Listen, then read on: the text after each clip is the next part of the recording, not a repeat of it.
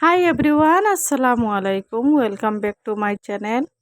কেমন আছেন সবাই? আশা করি ভালো আছেন। আমিও ভালো আছি, আলহামদুলিল্লাহ। আজকে বানাবো চিতই পিঠা, পাতলা চিতই পিঠা বা অনেকে বলে জালি পিঠা।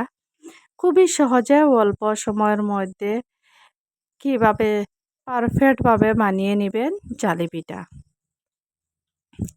জালি পিঠা বানাতে গেলে বা চিতই পিঠা অনেকে বলে বানাতে গেলে কি কি উপকরণ লাগবে চলো আমি দেখিয়ে দেই।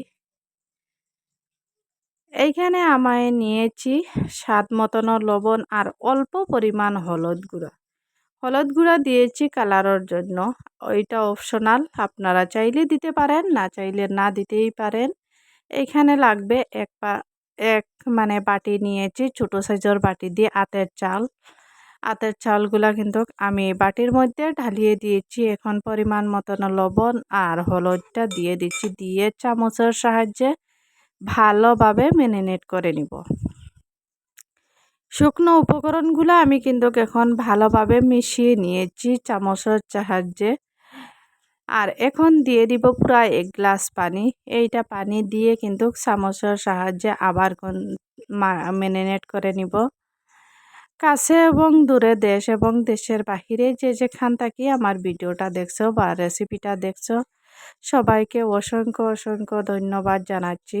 আর স্কিপ করবেন না, পুরো ভিডিওটা দেখে নেবেন, আশা করছি অনেকটা ভালো লাগবে। এইখানে 1 গ্লাস পানি দিয়েছি, দিয়ে কিন্তু আমি চামচের সাহায্যে ভালোভাবে ম্যারিনেট করে নিয়েছি।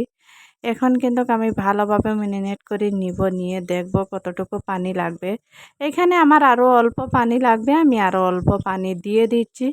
দিয়ে এখন আবারও ভালোভাবে ম্যারিনেট করে নিচ্ছি। এইভাবে অল্প অল্প পানি দিব, দিয়ে আমি এইভাবে কিন্তু ডোটা করিয়ে নিব। আমি এখন অল্প পরিমাণে দেখো চামচ দিয়ে দেখিয়ে দিয়েছি কতটা পরিমাণ হয়েছে। আমার আরও একটু পাতলা লাগবে, তাই জন্য আমি আরও অল্প পানি দিয়েছি। কারণ আরও অল্প পাতলা হয়ে গেলে ব্যাটারটা পারফেক্টভাবে হবে। এই দেখো আমার কিন্তু ব্যাটারটা পুরা রেডি, বা ডোটা পুরা রেডি হয়ে গেছে। আর হলুদ দেওয়ার কারণে কিন্তু কালারটা হলুদ হলুদ আসছে, ভালো লাগে। আর যদি আপনারা কালার দিতে চান না, তাহলে কিন্তু হলুদটা স্কিপ করতে পারেন।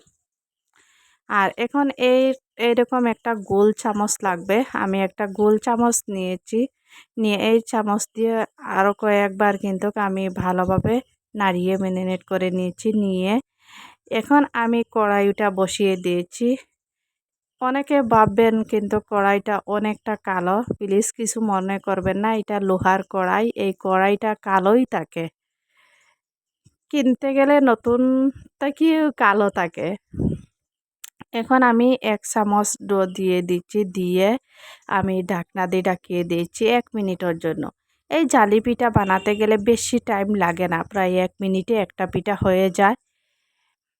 এই দেখো আমার পিঠাটা হয়ে গেছে, কতটা সুন্দরভাবে হয়েছে আর কতটা পাতলা হয়েছে, খুবই ভালো লাগছে। আপনারা আমার মতন একবারও বানিয়ে নেবেন, খুবই ভালো লাগবে। এখন কিন্তু আমি আরেকটা পিঠা বানিয়ে দেখাচ্ছি আপনাদেরকে। এই দেখো আমি আরেকটা পিঠা বানিয়ে দেখাচ্ছি। আমি আরেক ঢাকনার সাহায্যে ঢাকিয়ে দিয়েছি, দিয়ে এখন এই দেখো চামচ দিয়ে আমি এখন উঠিয়ে নিব।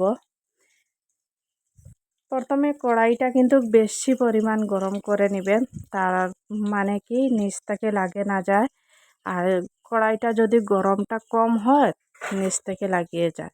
এই দেখো মনে হচ্ছে আগে উঠিয়ে রাখা আছে, আলতো হাতে আটাটা দিয়ে তুলিয়ে নিয়েছি, উঠিয়ে গিয়েছে, একদমই পুড়ে যাচ্ছে না। এইভাবে আমি একটা একটা করে সবগুলা পিঠা বানিয়ে নিব। আপনারা আমার পাশে থাকেন, পুরো ভিডিও যদি দেখতে থাকেন, আশা করছি বুঝতে পারবেন।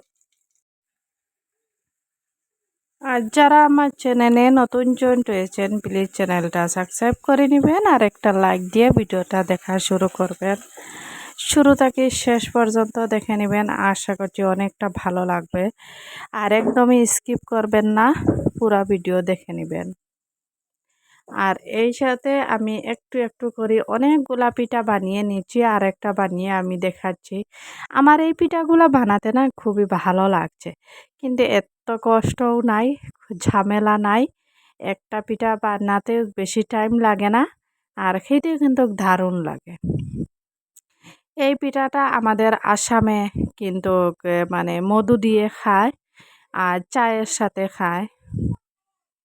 আমি দেখেছি মানে বাংলাদেশে বা অনেক অনেক জায়গাতে বেশিরভাগ ভর্তা দিয়ে খায়, কিন্তু আমাদের এখানে ভর্তা দিয়ে খায় না,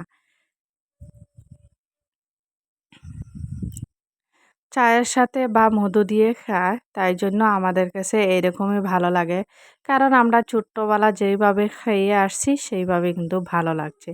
এই দেখো আরেকটা পিঠা বানিয়ে দেখিয়ে দিচ্ছি, কতটা সুন্দর হয়েছে, লোভনীয় হয়েছে দেখতে। মাশাল্লাহ, খেতেই কিন্তু খুবই ভালো হয়েছে।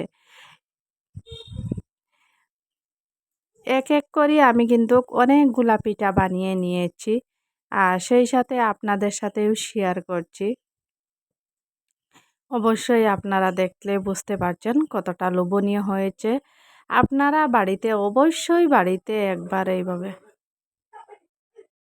এইভাবে বানিয়ে নিবেন, অবশ্যই ট্রাই করবেন, খুবই ভালো লাগবে আর খুবই দুর্দান্ত লাগে।